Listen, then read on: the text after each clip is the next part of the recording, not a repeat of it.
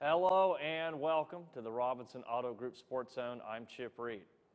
The OVAC's best baseball players from this season were on display at Toronto High School. Let's take a look at it.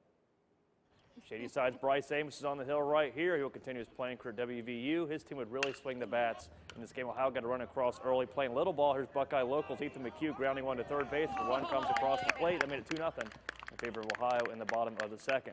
The game was tied at 3 in the bottom of the fourth. Bryce Amos cuts it up the infield. The second baseman has some trouble with it. He would be safe, and a run comes across, but gets the job done with his bat as well. Same inning. Joey Balgo at the dish for St. C. He bounces one up the first baseline. It looks like there's nobody there to field it. That is another RBI single, and it's 5-3 in favor of OHIO. Here's Warren locals Caleb Davis with a 2 RBI single into the gap. That would make it a 7-3 contest. It was a big fourth inning for Team Ohio. In the same inning, here's Monroe Central's Colin Kroll slashing a 2 ribeye knock up the middle to make it a 10-3 contest. 8 runs across the dish, all in the fourth inning. Let's jump to later in the game. It's Balgo with a big swing to pretty much put this contest on the ice. That made it 13-7 in the seventh. They played a full 9-inning game, and Ohio head on to win 16-10 was your final. Every one of them up and down the lineup was a hitter. We can tell when they approach the plate. That's why they're here. They're all-stars. And most of them I seen on the list was over 350 batting averages, so they hit the ball. So. Satterfield also thanked his assistant coaches for the win, including Shady Side's Sean Selman and Madonna's Jeff Baer, who substituted for Toronto's Brian Perkins. Now let's check in with our Golden Blue Nation Mountaineer Minute. The Golden Blue Nation Mountaineer Minute is brought to you by McClure House Hotel.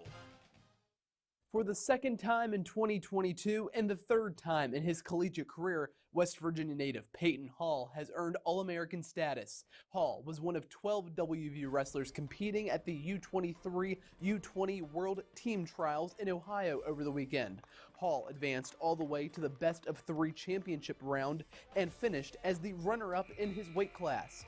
That earned him an All-American nod, his second on the mats this year, after he earned a podium finish at the NCAA tournament. WVU redshirt freshman Austin Cooley was the lone other Mountaineer who earned All-American honors at the World Team Trials. The former Pitt Panther finished in 5th place in the 202-pound weight class in Ohio. Head coach Tim Flynn was pleased to see many of his wrestlers compete at this event. We are now less than 100 days away from the WVU football home opener versus Kansas and less than 90 days away from the season opener and the backyard brawl. It will mark just the 7th time that a WVU football season has started with a game against Pittsburgh and the first time since 1996. West Virginia won that one in dominant fashion, 34-0 the final. That game was also played in Pittsburgh, where the season will start this year. September 1st just can't get here soon enough.